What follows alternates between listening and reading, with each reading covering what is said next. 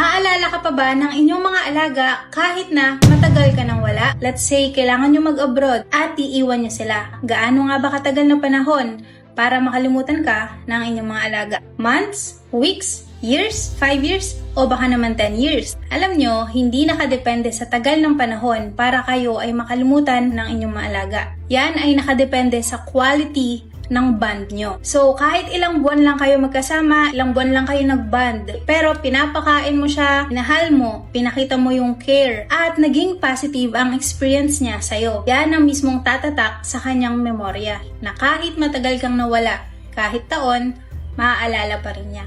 May mga studies pa na kahit after 5 to 10 years, pag naamoy ka nila, parang kahapon lang kayo nagkita. Of course, may time na kapag sa sobrang tagal, kikilalanin ka muna ng inyong alaga, pero in the span of minutes, usually seconds, makikilala ka nila agad. Basta, quality ang bond nyo sa isa't isa. Nagagawa nila yan dahil meron silang scent memory. Yung kahit ilang taon ka mawala, once na maamoy nila, yung familiar, yung scent mo, maaalala ka nila. Pangalawa, voice recognition. Nakakaalala sila ng tono at ng boses mo. Lalo na kung laging may kasama yung positive emotion. And last, emotional bonding. Kung ikaw ay naging mabait, mapagmahal, at consistent ka, magpakain, hindi sila sinasaktan, walang trauma, nai-stamp sa long-term memory nila yon. Dahil hindi yan nakabase kung gaano kayo katagal nagsama, kundi sa quality ng connection nyo.